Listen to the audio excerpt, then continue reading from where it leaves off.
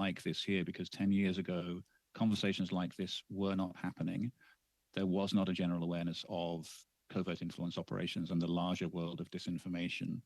And so the fact that we now have such a thriving defender community and such a thriving conversation is an enormous step forward, and that is something to welcome. Whenever there is a large conversation like this, it is very important to have clarity over what we are focusing on, what we are talking about, and how we measure what we're looking at. And so there are a couple of points I will make. I will try and keep it very brief. But first of all, when we talk about covert influence operations, which has been my specialization for a long time, a lot of the conversation tends to be around the content that they post, because that's the thing which is most visible and often it's the most easily identifiable. But there's a very useful framework created by a French scholar called Camille Francois, which is the ABC framework, which divides influence operations into actor, behavior, and content. And when you think about the ways in which the defender community can intervene, the way we can expose and disrupt this kind of operation, it's the middle portion, it's the behavior, which is actually the most essential to focus on. Because in the space of influence operations, if you look historically, most of the content that they have posted over time has not actually been the kind of content that would violate any terms of service. It would be the expression of opinion. I support this politician, or I do not support this politician. And so what was troublesome about this kind of operation was the use of fake accounts, the use of coordination, the use of perhaps fake websites that they were building on, fake distribution networks. And so my work has been very much focused on the behaviors that threat actors go through. When we think about the responses that the defender community can come out with, it helps to look at these operations as a series of steps that they go through, a series of behavioral procedures, which might begin, for example, with registering an email address or registering a web domain or setting up social media accounts. And then for each of those steps to start thinking, what are the appropriate responses to that step and who should be the appropriate person to do it? And there's a paper that I published with a former colleague last year called the Online Operations Kill Chain, which describes how you can actually sequence and set out the behavioral steps that operations like this can go through. I've shared that with committee, so I hope that you all have access to that already. That's for the behavior that these operations show. There's also worth thinking about the actors who are behind these kind of covert influence operations, because sometimes it will be a state actor, sometimes it may be a commercial actor. You do find companies out there which offer influence operations for hire. And so then the question becomes, what are the appropriate responses to a different type of actor in the space? But whenever we're talking about covert influence operations, it's also really important to actually ask, are they having any impact? Can we actually observe that a specific operation is having a specific impact? Because historically, a small number of operations have visibly had an impact, most notably the Russian hack and leak operations in 2016 targeting the US. But in my experience as an investigator, far more of the operations that have been exposed have not managed to reach real people. They've posted stuff on the internet and it's stayed there. There was a Russian operation called Secondary Infection, for example, which between 2014 and 2019 posted hundreds of pieces of content across hundreds of different platforms. None of them appears to have been seen by any real people. So influence operations are not all equal. We shouldn't treat them as such. And it's important to ask, is there a way that we can measure how far they are actually reaching? And again, in 2020, I wrote a paper called the breakout scale on how you can assess the impact of various different influence operations and see whether they're actually going somewhere or not.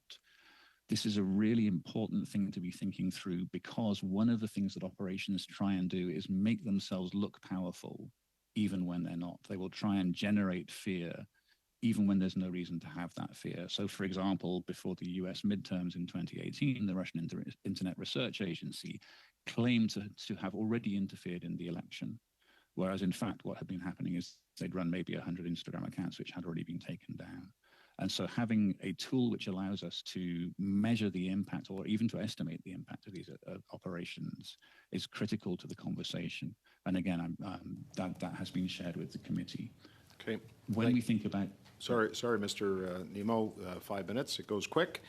I know, as I said at the onset, you're on limited time here, and I would encourage you to submit to the committee any other thoughts that you may have, either comments or after you hear some of the questions that are going on today. Mr. Finkelstein, you have up to 5 minutes to address the committee. Go ahead, sir. Great, thank you so much. I'm Joel Finkelstein, the Chief Science Officer and the founder of the Network Contagion Research Institute. Our organization profiles a lot of different threats that are facing governments, democracy, and vulnerable communities.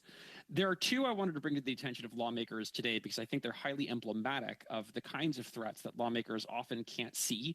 Platforms themselves have challenges policing and have the capacity, I think, intrinsically towards having profound breakout in the near future in ways that I think could be really creating terrible harms for society and for vulnerable communities.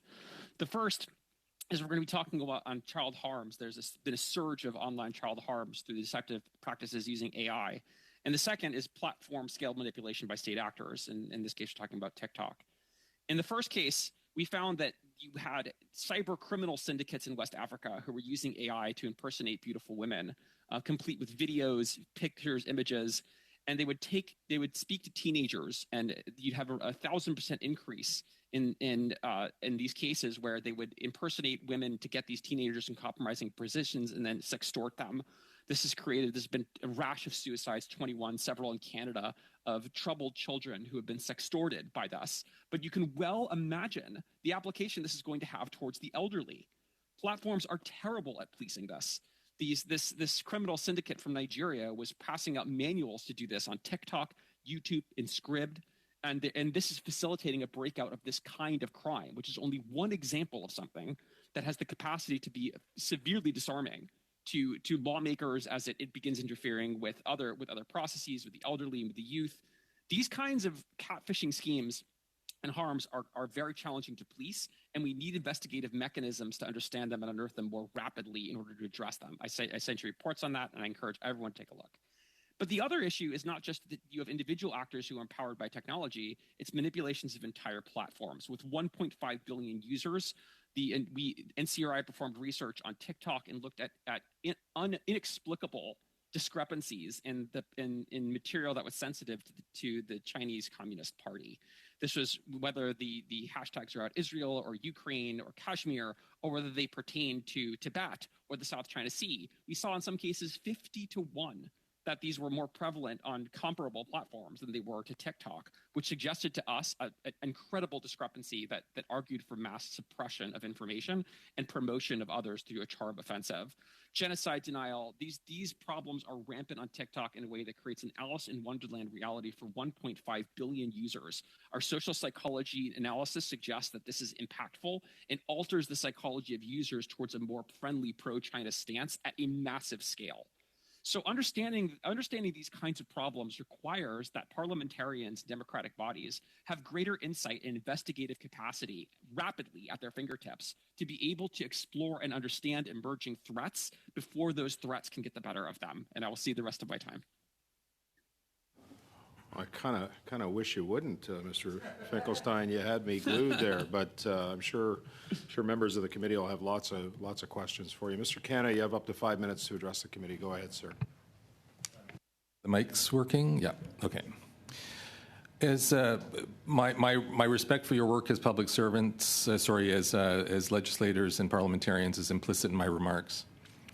As a strategic foresight consultant, I advise business, government, higher education, NGOs, and registered charities about comprehensively and strategically thinking about the future. Once clients understand plausible scenarios they may face, they can prepare for disruptions. I pose to this committee that parliamentarians must thoroughly prepare for uncertain futures. Today, Canada is less resilient than it was pre-pandemic. Many of us feel highly distressed, experience a more challenging economy, view politicians and institutions with greater distrust, and face the toxic consequences of polarization online and in real life. We are living through multiple converging and overlapping crises: geopolitical instability, climate impacts, emerging diseases, and technologies that fuel mis- and disinformation. The RCMP's heavily redacted report indicated similar foreboding threats in Canada's near future. At this crossroad, I believe Canada faces two stark choices: to build resilience to reveal falsehoods and ascertain truth with coordinated and holistic efforts, or to see resilience neutralized through individualized and fragmented responses. I harbor grave concerns about what governing might be like in a future where parliamentarians and Canadians are unable to differentiate facts from mis- and disinformation and ultimately act contrary to their individual, community, and collective interests. Parliamentarians' work influences all persons living in Canada. While all of us, including your constituents, are targets of mis- and disinformation, you as parliamentarians are at increased risk of being targeted because of your time-honored political and legislative roles. Multiple anti-democratic actors, nation-states, criminal entities, advocacy interests seek to subvert or co-opt parliamentarians by amplifying mis- and disinformation from individual to population scales. Canada's adversaries seek to obstruct parliamentarians' deliberative decision-making and stakeholder engagement. This threatens Canada's domestic and foreign policy, thereby challenging Canadians' economic prosperity and social cohesion. It is a common misconception that these efforts are easily detected, but subtle manipulation of a single piece of information can be easy to miss. Targeting of your trusted staff and departments and agencies you rely on for research and analysis creates new information vulnerabilities. Mis- and disinformation exploit technologies of social media, machine learning, and artificial intelligence that parliamentarians increasingly depend on for democratic engagement and constructive action, and that our economy depends on for competitive advantage. By design, mis- and disinformation are threat multipliers.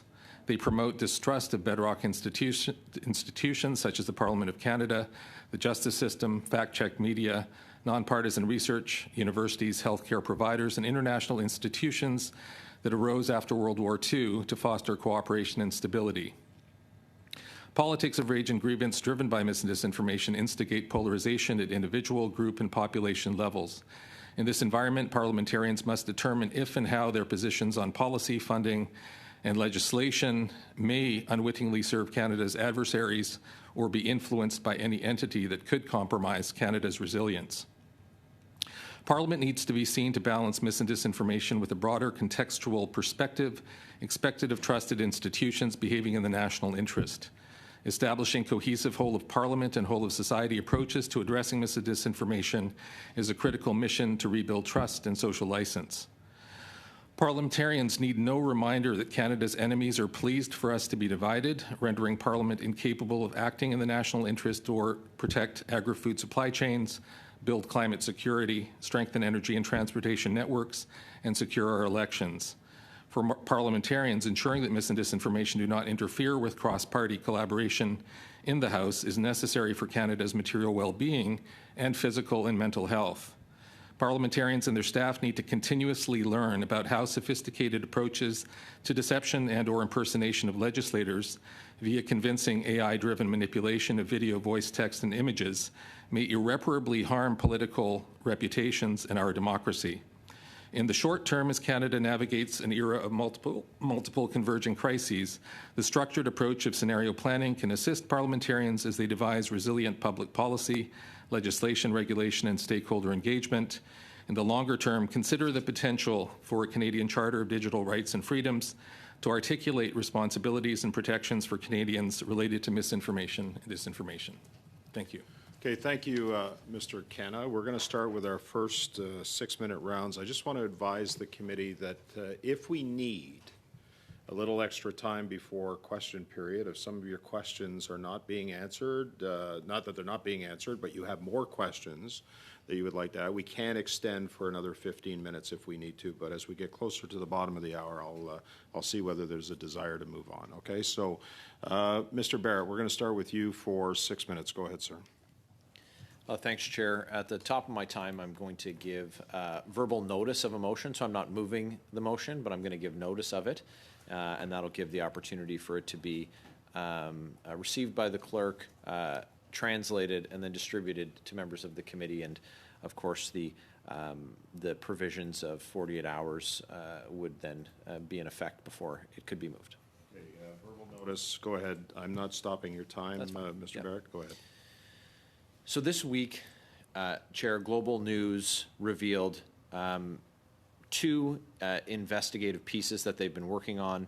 The first is one that I mentioned yesterday. That's that a series of meetings between lobbyist Kristen Poon and high-level political staff across multiple federal departments aimed those meetings at securing $110 million in federal grants for the Edmonton International Airport. Now, these efforts occurred between 2021 and 2022 and involved Poon's connection to Justin Trudeau's cabinet minister, Randy Boissonnault, who represents Edmonton Centre.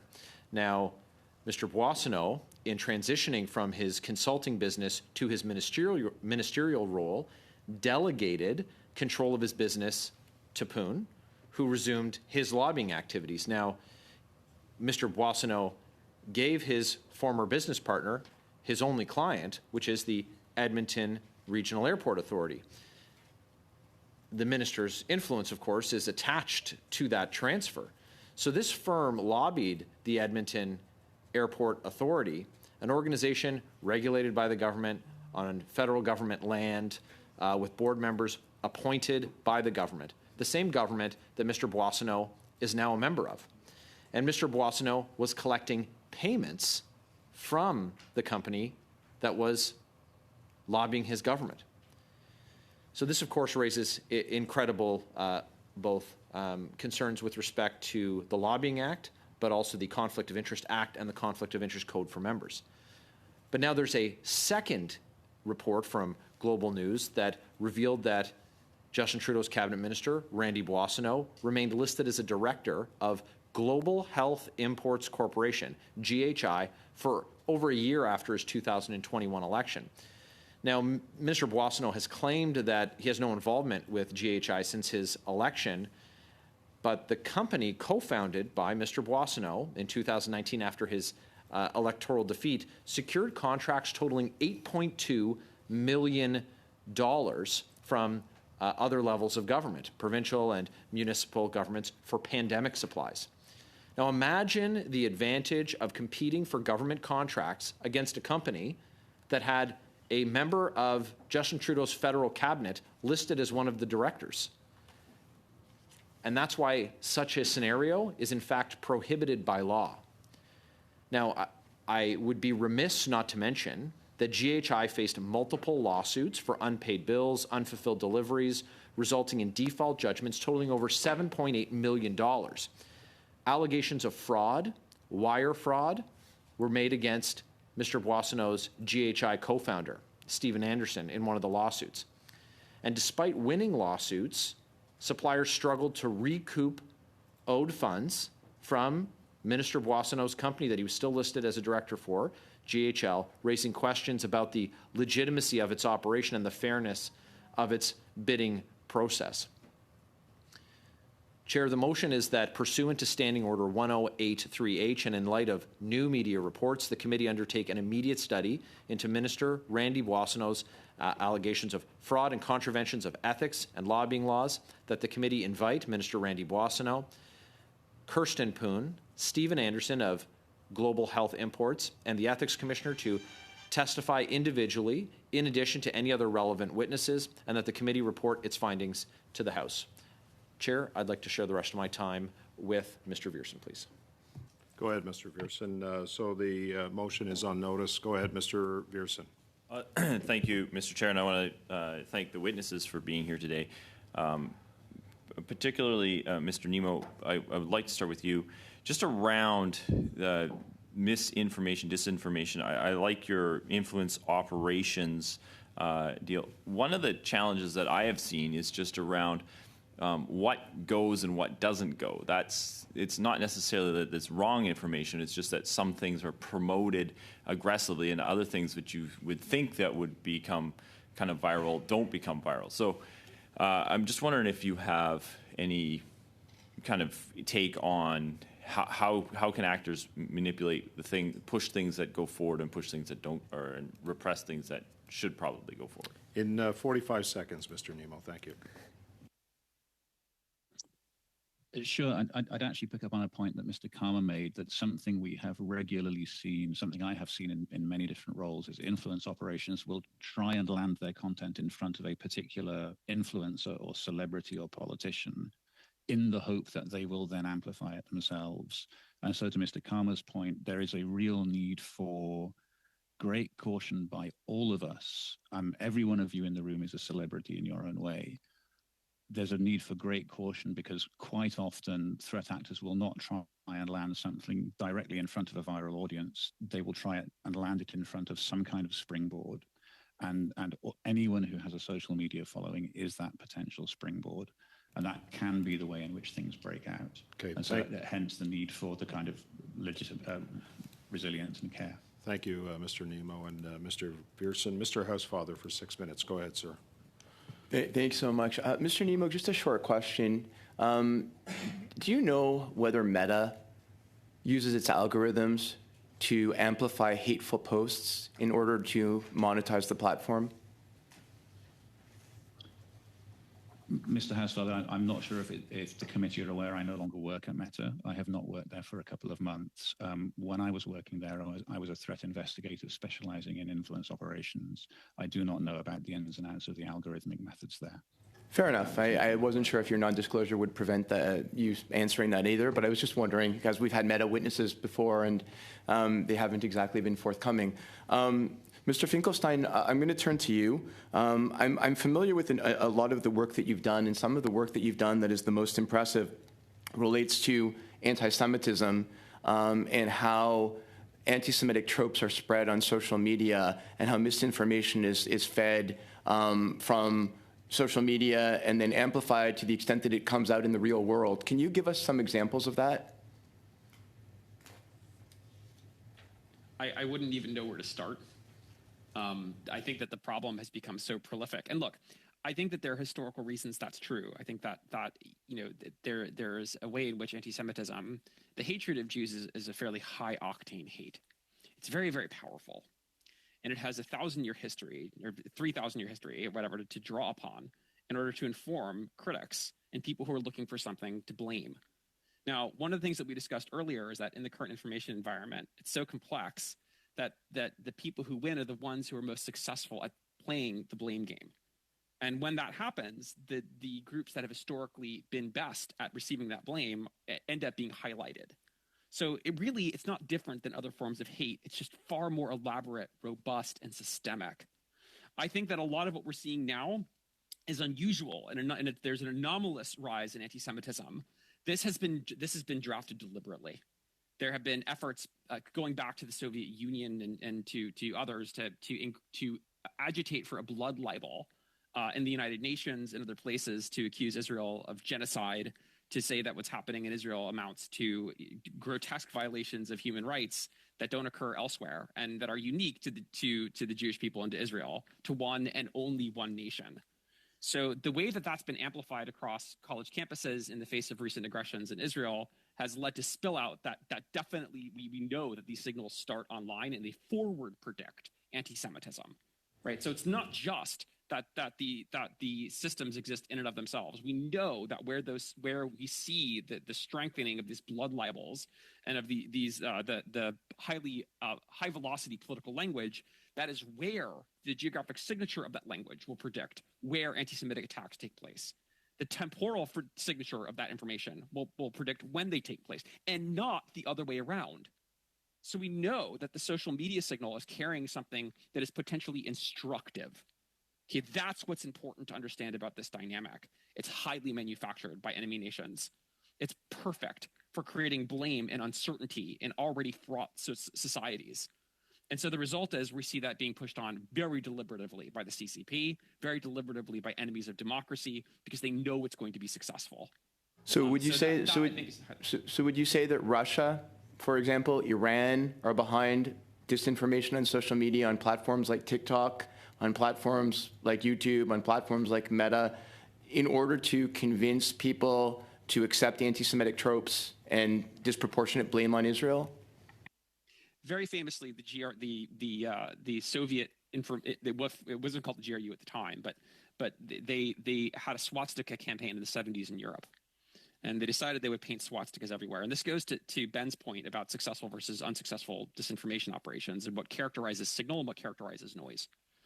Oftentimes, what becomes signal is concern about noise, right? That what happened in Europe was that 70 swastikas were put up by GRU members. That's all it took. That's all it took for people to start becoming convinced that everybody else was hateful. That's all it took. And once they were convinced that everybody else was hateful, they started blooming up organically. So you have a catalytic process whereby people are oftentimes initially, what's happened in social media is the growth of what we call false polarization. We're told that the other side has become so radical. Don't believe it. It's not true. Consistently, when we poll on people to understand what their positions are, what we learn is that we have far more consensus on virtually any issue than what is depicted on social media. So we're being fed a conflict. And in that environment, the suspicion of being undermined by a fifth column, or the suspicion of having your control taken out from under you, being sold on that conflict, that's where it becomes so important to say, hey guys, this is a small signal. It's not that important. But when there's no one trusted to be able to say that, all the suspicions, they have fuel to become fire very, very quickly. Do I have any time, Mr. So Chair? they have to. I have one tiny question, Mr. Finkelstein. So based on all the data that you are talking about, that these investigations that you're doing and others are doing are providing, how do parliamentarians reliably obtain this type of data? How do we close the gap between what you know and what we know? I said in the podcast that we were talking about earlier that I really feel that what's needed for democracies is a rapid investigatory function to be able to decide to help really visualize the difference. Because look, imagine, let's go back to Europe. Let's do the experiment. 70 GRU people are caught putting up swastikas. Instead of everyone doing it, the headline is, hey guys, this is 70 people and we're not as bad as we suspect each other of being. That becomes the headline. That is the headline. We aren't bad people. Right? We're being presented with complexity we've never had to deal with before. Right? And that explains a lot of our bad behaviors and bad choices. Thank you. But ultimately, when people are aligned, it's definitely possible for us to have sensible, common sense, and consensus-driven conversations that are productive, as long as we have the capacity to separate out signal from noise. Thank you, Mr. Finkelstein. I'm finding it difficult to cut you off. I find the information that you're providing fascinating. John, would you mind talking to my wife about that? If you talk to mine, yes. I just want to make sure en avant de commencer avec Monsieur Villemur. Before we move on to Mr. Villemur's question, I just want to be sure that you have chosen English interpretation on Zoom because Mr. Villemur will be asking his questions in French. You have it on English, okay? Just want to make sure of that. So, I'm just going to give a second for Mr. Canna to set up his earbud. The clerk is coming down to help you, Mr. Cannas, but there's an English, French, and floor version. There's also volume on that as well. So, Monsieur Villemur, juste attends pour un second parce que Please wait one moment, Mr. Villemur.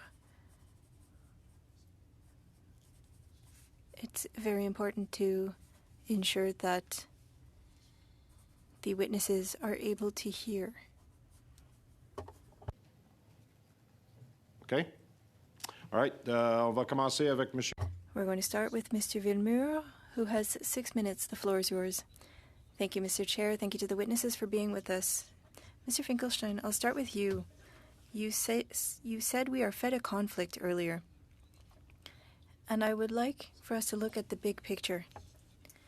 Because often I talk with people from Trois-Rivières, and if we look at the war in Ukraine and Russia, we see Ukraine good, Russia bad. And we could look at that we can use that lens with other conflicts. And we hear a narrative that is fed to us sometimes through social media or from other agencies.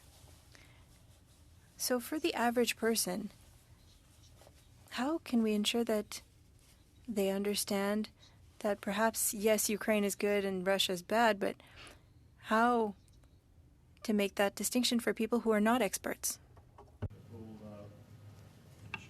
It's a great question. Pour quel témoin? That was a question for who? Go ahead, please. I think that was a question for me. But it's a great question. My father once had great advice. He said, it's not good to put people on pedestals because eventually everyone needs to pee. And I think it's sound advice in this case, because I think that it's often the time that it's important we understand our own faults. It's important we understand the faults of our allies. And that's part of what it means to be able to have honest conversation, right? When looking at uncomfortable facts and being able to deliberate them in ways that don't leave us in fear of uncertainty. What if people can't handle the truth? What if there's when we can stare at the uncomfortable facts, warts and all, then we're always in a better position to manage threats more strategically. And that means that we need a vote of confidence in being able to talk about those things and amplify honest and hard conversation, and elevate honest and hard conversation. In the same way, it's really ironic, right? Because people are so worried about what happens if we knew the truth about what's happening, and maybe our allies aren't as good as they're. Excusez-moi, Monsieur le Président, je dois vous interrompre. Apologies, I have to interrupt you. Thank you very much. That responds to my question. But I would like to ask you another question. We've said that the atomic bomb was an important factor in World War II, and now AI would be the next tool for a war. Are we at war now? That's such a good question. Look, going back to what we were saying about whether or not we trust each other, the real question is whether we trust ourselves. Okay, and with the danger that AI poses, especially generative AI, is that it can trigger what's called an authenticity crisis. You won't know if you're talking to a real human. You won't know if the response you got was from somebody who's deliberate, or if it's the most elegant, dexterous, and successful autopilot that's ever been created. You won't know the difference. You won't be able to tell who you're talking to online. You won't be able to tell whether or not there's a real person who's agreeing with you or disagreeing with you. Merci beaucoup. I think that's the crisis. Thank you very much. I have a question for Mr. Canna. We looking forward. What is the future of disinformation and misinformation? We're seeing that things are happening more quickly and truth is disappearing, and we're replacing it with the near truths. People believe more easily and don't do as much research. Well, the future is, if we don't, or the futures are, if we don't really think about this deliberatively, cohesively, and with strategies both for Parliament and for citizens, we're going to move more deeply and more quickly into the world that Mr. Finkelstein has mentioned. I've done work looking at the emergence of these technologies now for 20 years, and we are seeing things get to the point where they are starting to cause confusion in the public. They're starting to cause confusion among youth. We have to think about children. I think fundamentally, are we doing the things today that will serve children in being able to understand and trust the environments that they're living in and the context they're living in? And so that's the futures orientation that I think we need to have. But you do require a structured approach to think about what are these emerging scenarios and what do we do today to protect and mitigate against those risks so that we are resilient enough to not be manipulated at individual scales as citizens or more broadly in various groups that we participate in to make decisions and to use our resources that we have to take action to both protect ourselves and find opportunities in a changing world. Merci beaucoup. Monsieur Finkelstein, je retourne à vous pour une courte question. Mr. Finkelstein, back to you for a quick question. Is TikTok a tool for disinformation? I think that TikTok has profoundly different uses than other platforms do. It is primarily a platform where children, and young adults can put up zany videos for 15 seconds of themselves doing obscure and nutty things. But in addition to that, it obviously serves an incredibly unusual purpose in distorting reality for 1.5 billion people at a massive scale.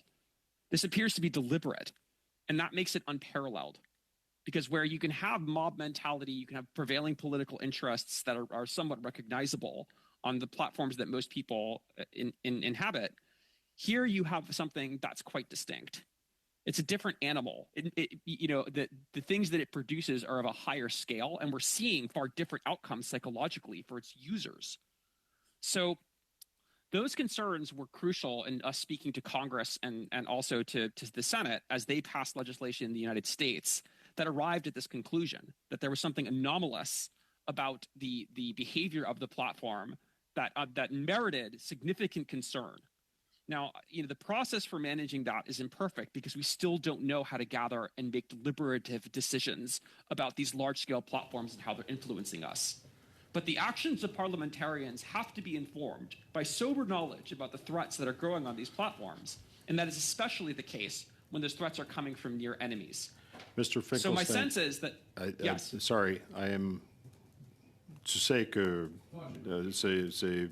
You know that you've had your 6 minutes. I want that to go unanswered because I thought it was an important part of the discussion today. Mr. Green, you have 6 minutes and a bit. Go ahead, sir. Thank you. I just want to note and go on the record to say that the previous speaker's round was limited, given that we weren't able to meet the time requirements of Mr. Nemo. So I'd request that my questions be put to him in writing for response. What I would like to do, sir, for the good and welfare of the committee is split the time between both witnesses present, beginning with Mr. Khanna on high-level recommendations within 3 minutes that he could provide to this committee for the good and welfare of our report. I would sort of agree with Mr. Finkelstein on the question of having an investigatory capacity. I think that's important.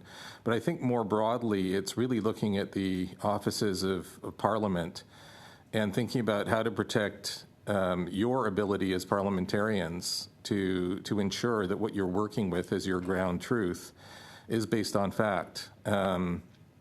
And how to do that, how to train your staff, how to build their capacity to be resilient so that everyone who then interacts with you, whether it's your constituents or others, knows that you're a trusted source, at least. I'm not talking about your policy positions. I'm talking about the ground truth that you're using to make decisions. So I think parliamentary staff, I think they're going to be more targeted by these technologies such as deepfake videos and manipulated voices and those sorts of things. And then the other piece is how are you going to protect the body of Canadian society that are your constituents, and how are you going to protect sort of next generations? And I think this is why I was suggesting a Canadian Charter of Digital Rights and Freedoms that outlined both the responsibilities and protections of Canadian citizens. I know that there's been a lot on the Online Harms Act, but I don't think it clarifies to citizens what their responsibilities are and what protections may be available to them. And so I'll stop there because I know we have a limited time, but thank you very much for that question. If you do have more time with reflection, please do. I encourage you to submit it. We can only draft our study report based on recommendations from the testimony of expert witnesses such as yourself. So it looks like I'm at 2 minutes and 30 seconds roughly. Mr. Finkelstein, you have 3 minutes, if you could, to provide a synopsis on high-level recommendations that you would put to this committee for the consideration of our report writing stage. Well, thank you so much for that. We are not a policy organization, and we have refrained in our work. We've focused specifically on having a kind of neutral attitude towards policies so that we can have a more sober capacity for risk assessment. We leave the policies usually in the hands of the experts, and that's you guys. But what I would suggest is that having, I said this before, I think it does bear repeating. I spoke to a 4-star Marine general here in the United States, and who commanded NATO's forces, General John Allen. And I asked him, General, have you ever won a battle without a map of the battlefield? And he said, it's never happened. He said, that's what's happening with current attempts to control social media. We have no idea what to control. We can't determine signal from noise. Parliamentarians like you are being deliberately misled by the platforms you're supposed to be managing. as the threats emerge in the platforms, the incentives for the platforms to manage those threats is limited. It's limited because managing threats isn't their business model. They're limited by their shareholders. Okay, so I don't blame them. It's not totally their fault, right? Okay, I blame them a little bit, but I will say that really, the conversations that we need to have need to be informed by data, and Parliament has the right to demand that data.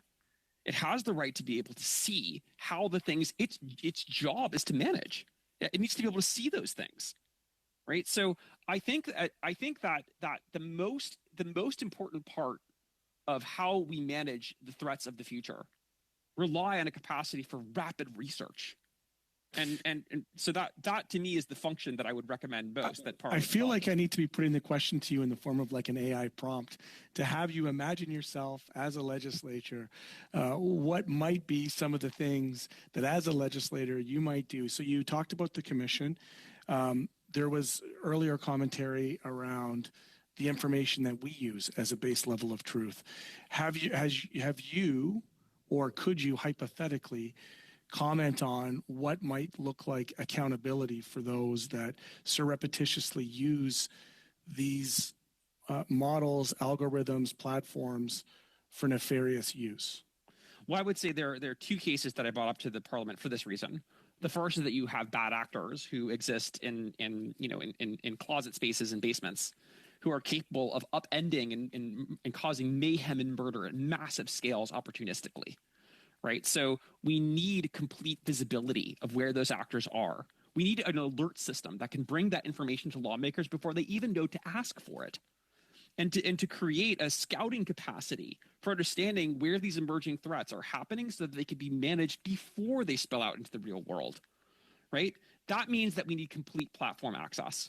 We need to have the same access platforms do without running the risk of privacy. Just for the record, with the last 20 seconds, I think you had suggested it being arm's length from the governments. That yes. We're not talking about Crucial. a big brother model, or we're Absolutely. not talking about potentially authoritarian capture, but an independent commission that would have, is that just for clarity? 100%. We can't, if I had to tell a democratic public that their government was responsible for managing all of their information, count me out.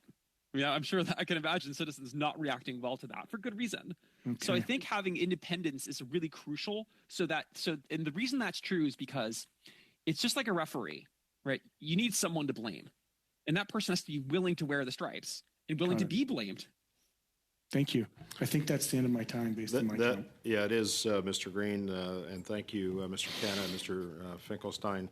I know, Mr. Green, at the beginning you mentioned that Mr. Nemo be afforded the opportunity to answer the questions. I'm going to suggest that all members' questions be forwarded to Mr. Nemo. I feel like he got a little shortchanged today, and because of the votes, so I want to make sure that he has the ability to respond as well.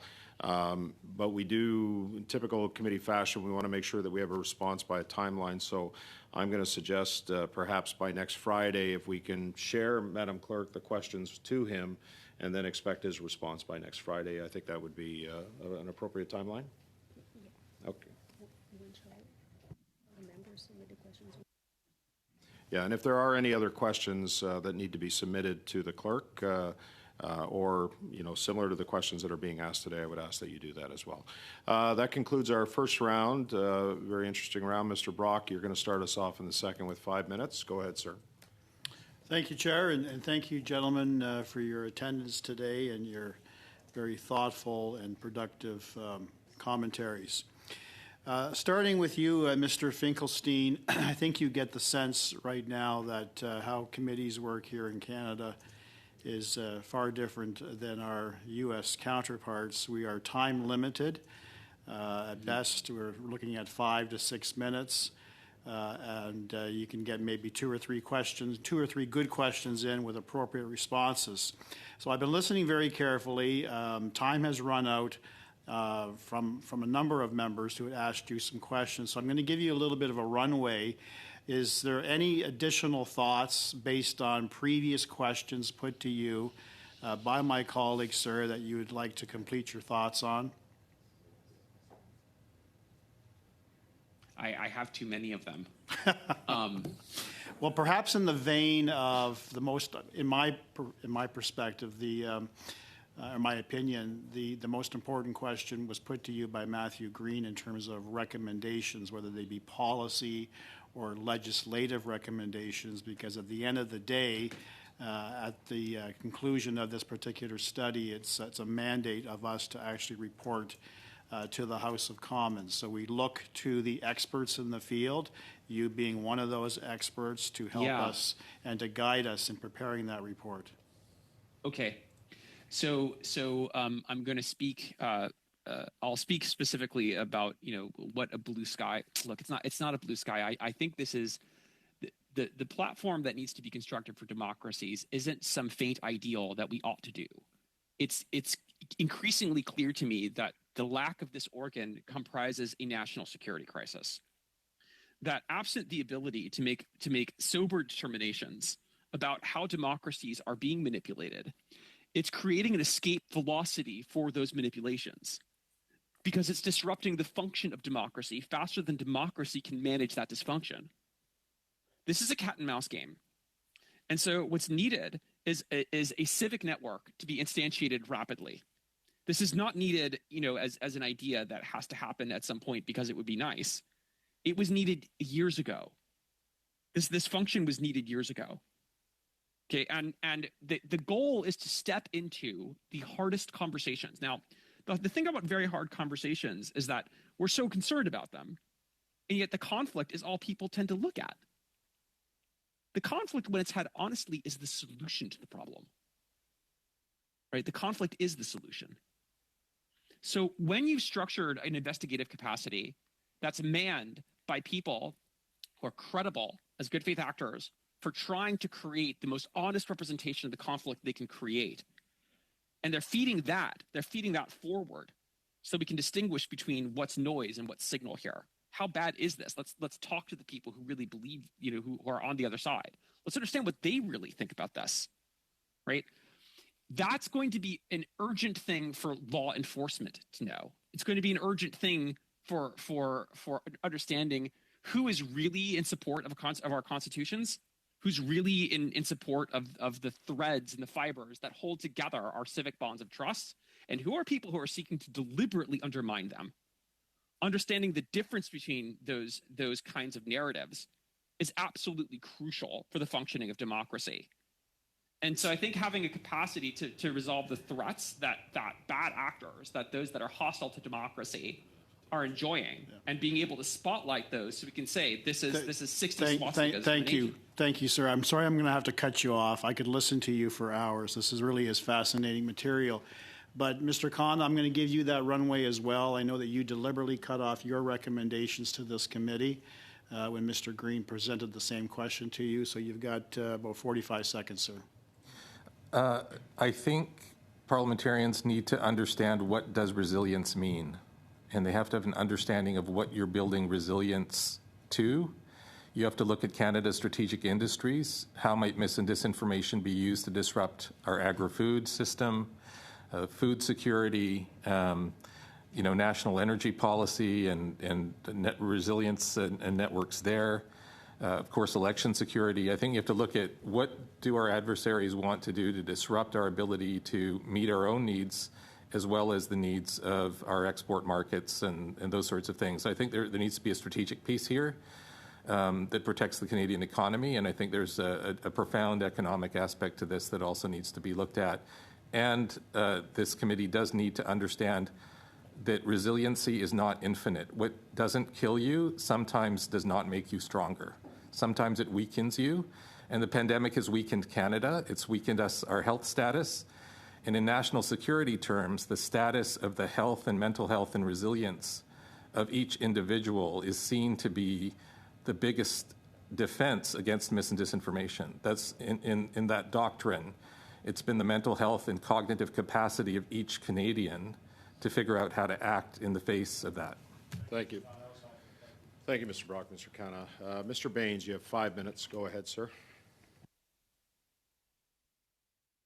Thank you, Mr. Chair, and of course, once again, thank you to our witnesses. I did have the opportunity to learn a significant amount of information from Mr. Finkelstein and of course, Mr. Nemo, who's now gone, and Mr. Khanna in your earlier intervention. I want to just expand, maybe Mr. Finkelstein first, on something you talked about in your recommendations. I think we can all appreciate that the threat is real. I think our way of life, the stability of our systems, all of those things are under threat, like Mr. Khanna talked about in a number of different capacities, whether it's our food security, whether it's our the way we operate our parliament and all of these things. So I wanted to talk maybe a little bit about the alert system you talked about on how can we already have, say, like cybersecurity teams. Where would the alert system or the independent commission of some sorts come into play? Who would they alert? Would it be the social media platform providers, or it's a great question. Expand on that. Yeah, well, it's a great question. So let me just say that, I'm a neuroscientist by training. I finished my PhD at Princeton and was studying animals in virtual reality to reverse engineer how their brains work using laser beams. So I was not really bred in the world of intelligence. But I found that understanding how the brain works is really helpful for understanding the intelligence process. And I now train analysts to join the FBI or CIA at Rutgers, where I teach courses on threat analysis for advanced courses at the Miller Center for Secure Communities. Right. So what I found in that process is that when it comes to what it is we do and how to create a kind of alert function on it, it really requires that we designate the category of threat that we're talking about in ways that give it a clear kind of set of parameters. Really, what we're looking at is not just cybersecurity, it's social cybersecurity. Okay, so social cybersecurity is really what we train in. And the threats that pertains to are any threat that could possibly afflict a vulnerable community or democracy. And I can give you some examples from NCRI's research as how wide-standing that could be. This could be computer-generated hoaxes and malicious information in the wakes of mass shootings. It could be Spanish alt-right networks glorifying crusader memes. It could be bot-driven gold rushes and inauthentic social media on crypto. Right? But the objective is to mobilize people, right? So that's it intersects. Both things intersect what you're talking about. Well, they do, and what they're showing is where the social risks are accumulating in ways the institutions can't keep up. And wherever that's happening, there needs to be an investigatory function that acts as a support system to democracy. So maybe talk about what would the framework around that be? What, like a couple, maybe in some simple steps. What would the framework would be to endow and create protections for an independent entity to be able to be permitted to amass data, especially from social media, but other forms of database aggregation. This would create essentially a fusion center, and it would be able to look at social cyber risks. These are risks about invasive ideologies from hostile nations invading our universities to across the board. It needs the capacity that's usually resolved for intelligence agencies, but in ways that allow it to be aligned psychologically, aligned clinically with democracies that they're protecting, and that it needs protections from those democracies in order to do its job. Right? So that's really the process, is create a fusion center capacity with individuals who are reputable within the societies in question, aligned with the societies in question, and who show clear evidence of cooperative antagonism, adversarial relationships that are brought inside, not outside, right? In order to be credible to the vast majority of citizens, that this is something that can credibly be representative or as close to that as possible for the real conflicts they experience, with all the capacity to see the truth. I'd like to give Mr. Khanna a little bit of time to just expand on if he has anything to add. Very, very quick amount of time, sir. Again, I'm going to get back to what is the resiliency that we need to protect for Canada and Canadians, and how are you going to support the Houses of Parliament and citizens to be clearer about how they protect themselves from these sorts of risks, And So what there's an education piece there. I think there's an education piece, but I think there's also a rights framework that needs to be there as well. Thank you, sir.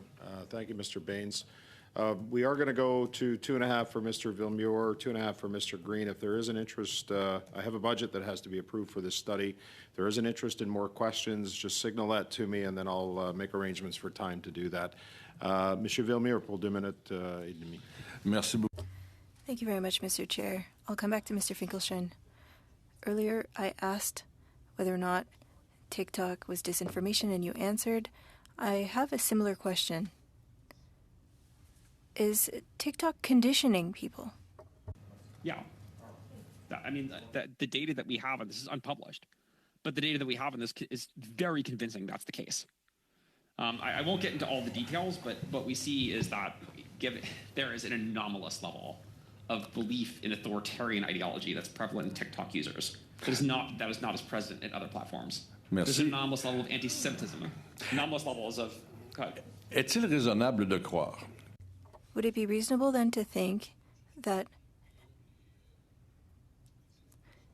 information on gender identity questions could result from a TikTok campaign to cause chaos? Well, I don't know about that subject specifically because I haven't researched it. But it's certainly possible that you see a lot of, whenever you see polarizing issues, and the trans issue, whatever else is true, is definitely an issue that I think speaks to many people in ways that are quite urgent.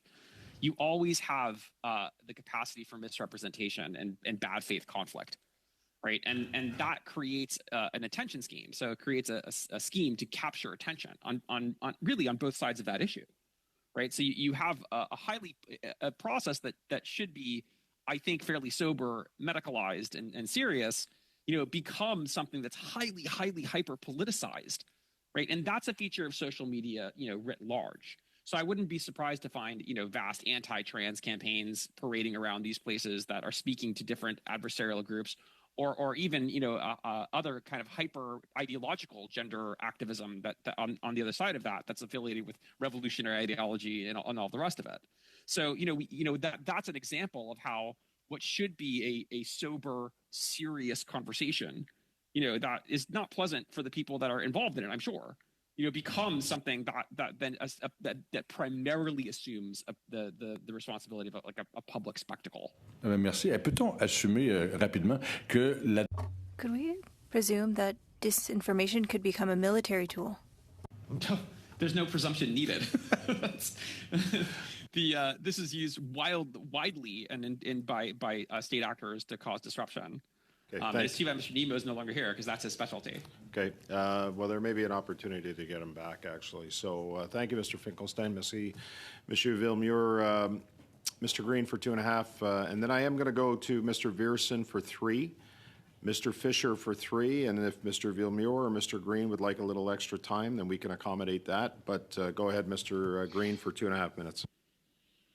Okay, and so I've heard you say repeatedly that there's an anomalous impact by TikTok, but yet I think it's fair to say that the culture wars certainly began long before the invent of TikTok, long before the invent of social media. That culture wars have always been a primary factor used by political operatives to create wedges, to create division, and to, as you pointed out, find somebody to blame. Is that fair to say?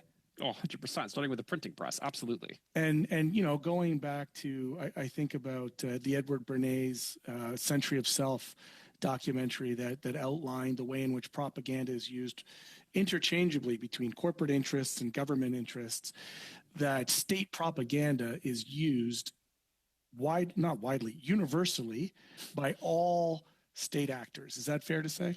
Actually, it's even worse than that. You guys have probably heard of places like 4chan and 8chan, these kinds of nasty white supremacist communities. We did an analysis of who's influencing who, Russian propaganda or 4chan. Yeah, they're getting it from the kids in their basements, guys. Yeah, like they're literally picking it up from the white supremacists hanging out in their basements. They're not that creative, but those kids are, and the state sees on that and use it. Sure, but there's also non-state actors, right? Like there's ideological movements that are religious. That is not unique to any one religion. Is that fair to say? Absolutely. Every religion has its fanatics. Right. And so when dealing with these topics, when we're looking for solutions, would it not be responsible for us to deal with the entire structure rather than zeroing in on one ideology or one extreme? It's crucial. And one of the things that's come out in our research is a phenomena that I term reciprocal radicalization. When we look at the events that occur in the United States, the riots that occurred during the George Floyd protests and the January 6th events, we aren't really seeing two separate events. We're seeing one event. What happened online was that we had competing memes, competing ideologies that were passing out disinformation about cops, that all cops are bastards, and that democracy was a failed experiment in imperialism. And that was met with vigilante activity, right? And those two forces, when I would pause. I feel like you've now created a bit of a false equivalency between those, and these will be ideological positions. That Mr. Green, I'm going to give you a little more time. Sorry, sir. You know your time's up. I'm going to give you a little more time at the end. Sure, you and Mr. Villemure. Mr. Viersen for 3 minutes. Go ahead. I'm fascinated by this discussion, and I just was wondering. We seem to be looking for an arbiter somewhere along the line, and I'm just, I guess I question what would that system look like? Like I remember somebody tweeted out back like 2018 or something about Colin Kaepernick getting an endorsement from Nike while Nike paid their workers only 20 cents, and that was Snopes then did a fact check on that, and they said no, that was incorrect. Nike actually pays their employees 68 cents per hour. Which regardless was still ridiculous, right? Like the point was still made, but the Snopes said no, it's an incorrect statement. How do we manage that? And like, who do we get to, like, how do we build a trusted entity?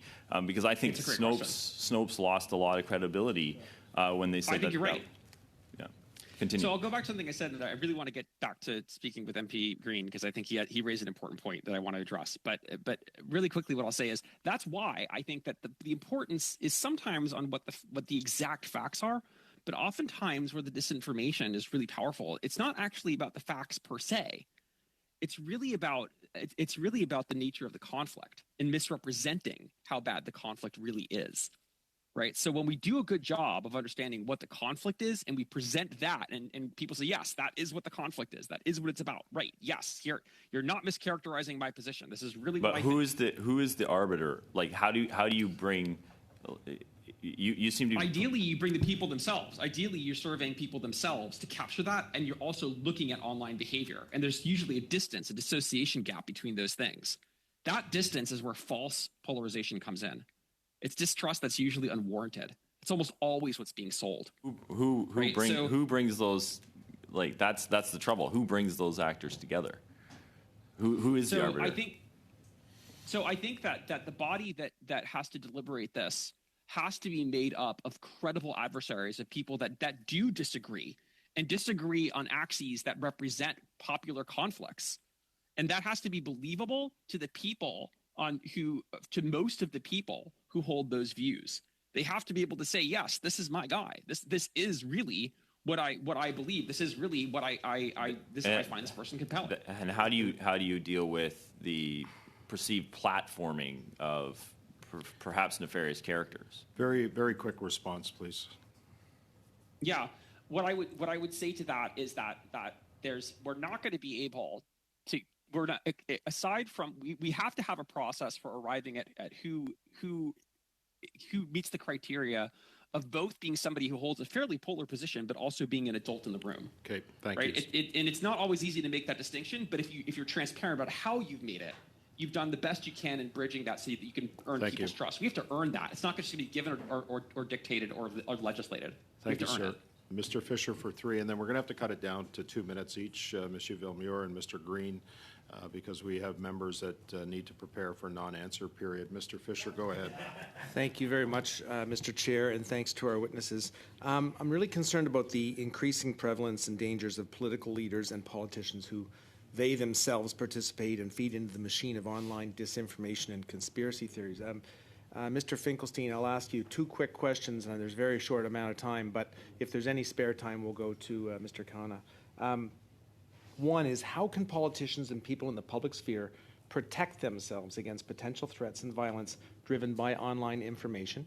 And two, what responsibility do politicians have to ensure that they're not fanning the flames that lead to potential threats and real-world danger? Yeah. Okay. That's really good. Yeah. So I would say that the way that we shore up, the way that we can shore up resilience in the face of information threats is about the creation of transparency wherever that's possible, and the lawmakers that work towards that and creating greater transparency in their decision-making processes and the data that they're using to make decisions, and showcasing that so that how you come to this conclusion is evident for anyone who wants to see it. And getting better data, being responsible about being a steward of data so that you can become better informed. The more you do that, I think that's the key to earning trust in this age. Because people may disagree with you, but if what they find when they penetrate is that they have good reasons to understand that you're making a good faith effort, it forgives a lot. Going back to what Mr. Green said, he said we have ideological differences. I'm not talking about the BLM movement. We found out that the violence that took place in the summer was statistically, geographically, at a different set of parameters than the BLM mobilizations themselves. These were a fringe group of anti-government activists and anti-police activists that were espousing not just anti-police ideas, that it's okay to not think that policing is good and needs reform. These were people who are calling for a complete revolution, the murder of officials. It's those people that we need to be able to say, hey, I agree with you that we need more social justice. I agree with you that racism is bad. But this is out. This part of it I'm not in for, right? So being able to make those distinctions is really important, because we don't want to create hostilities and around a basis of the belief that somebody's more polarized than they really are. Because when we drill down into it, it's amazing how much we have in common. That's the kind of hidden truth that comes out beyond the social media and the hype. It's amazing how much consensus there is. Mr. Khanna, do you want to touch on that? Thank you, Mr. Finkelstein. I mean, I think to some extent this goes back to how we debate really tough issues and what example we set on resolving conflicts, setting policy agendas, and the children are watching, the youth are watching, and this is also what the fuel is for dis and misinformation, particularly from state and non-state actors that want to influence us. If they're looking at certain divisions that they can exploit within the House of Commons, they will work hard to do that, and that's what I'm sort of most worried about. Thank you, sir. Monsieur Villemure, pour 2 minutes, s'il vous plaît. Merci, Monsieur le Président. Monsieur Finkelstein. Thank you. Simple question for Mr. Finkelstein. We talked a lot about social media platforms, but if we go beyond that, what is the role played by companies like Palantir in disinformation? Okay, so you're asking what role specialized intelligence companies have in. Are you asking? You might be asking one of two things. You might be asking what role do private companies have in creating more resilience against disinformation, or you might be asking, is it possible that companies that are expert in disinformation actually go out of bounds and create problems? Which one of those questions are you asking? La deuxième. The second. Okay. This is something that we have dealt with and we in very high profile ways with other organizations that are in the disinformation space. Disinformation actually is a word I tend not to like because I think people have different opinions of what is and isn't disinformation that are fairly polarizing. But we have called out in very high profile cases that affiliations between quote unquote disinformation groups and people that have revolutionary and anti-government ideologies. At the front page of the LA Times, we've been on the record, speaking about that problem. So my sense is that there is a challenge you have with groups with private groups who but oftentimes those groups will lose credibility. What happens is that when you do play into an ideological game, people can tell that. They can often tell that and then that's true because you'll have one side of the party pick their disinformation expert, and you'll have the other side of the party pick their disinformation expert, right? So now you have competing experts that that are talking about, you're the disinformation agent. No, you're the disinformation agent. And this is part of the signal that we need to be promoting. So we just got a $4 million grant at Rutgers University to create a civic infrastructure to promote positive messages about civility online with these tools. Thank you. Right, and how do we create forward messages that promote democratic values? Right, not just playing gotcha, but actually promoting the democratic values that people need to engage in as a solution to the problems they have. Thank you, sir. Right, so big. Yep. Yeah. So. Yeah. Sorry, Mr. Finkelstein. Mr. Green, 2 minutes. Go ahead. Thank you very much. I want to shift from the digital disinformation to the analog, the traditional disinformation, the ways in which information is perpetrated that fuel the atrocities that are being committed around the world. Yeah. I referenced the quoting of President Joe Biden on 40 beheaded babies, right? Like just this horrible, atrocious dehumanization in the pretext to the incursions into Raz and other places. Without having to get into specificity about that, can each of you just comment briefly on the ways in which traditional analog channels for misinformation and disinformation are also part of an ecosystem that are then catapulted into the universe online and in other spaces? Mr. Canna, perhaps, and then Mr. Finkelstein. I don't have a lot to say about that, except to note that the integrated approaches are the most effective. If you see something online and then you see an analog in the real world that confirms that opinion, or it suggested to you that things in the actual physical world based on an online campaign are reflecting your beliefs online, then that's going to be another vector, a confirmation in physical space for potentially some pretty malign opinions. And so what I think is interesting is how sophisticated people are about looking at that confluence. And I'll now hand it over to Dr. Finkelstein. Yeah, I think we call that, when I teach my students about this, I call it atrocity pornography. Mm-hmm. That there's a way in which you're seeking confirmation for pre-existing biases. Now, why do people do that? People did that long before social media. And the reason they do that is because of uncertainty. When you're faced with uncertainty, it matters a lot less what the truth is, and it matters a lot more what mob you're with. Okay. And because mobs, the thing about mobs is that they're very effective at creating the truth on the ground. Who cares about what the truth is? Me and my mob will tell you what the truth is. Okay, so for the purpose of the study, can you just quickly define mob before my time runs out? Well, your time has run out, but I'm going to allow him to define that. Go ahead. Psychologically speaking, what a mob is a mass of people who are policing moral uniformity at the cost of policing in-group loyalty to authority, and doing that at the expense of critical thinking. In order to police specific outcomes in the world, it often involves a punitive orientation towards people that you disagree with, and as part of the psychological characteristic of both left and right-wing authoritarianism. Okay, so those are the psychological features of mobs. Wonderful. Thank you, Mr. Green. Very helpful. Okay, looking forward to the podcast. Appreciate it. So that concludes the panel for today.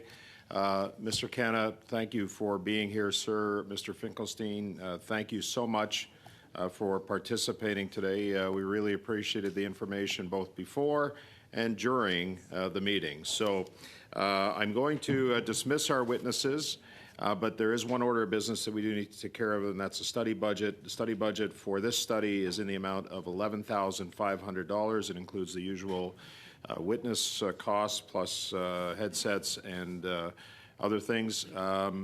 Do I have unanimous consent for the study budget? Yes, Mr. Green, Mr. Villemure, OC. So that has been approved, Madam Clerk. Thank you for that.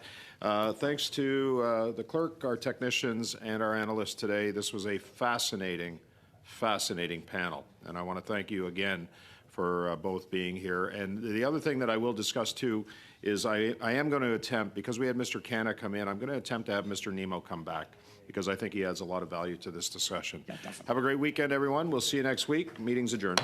Thank you so much. Thank you.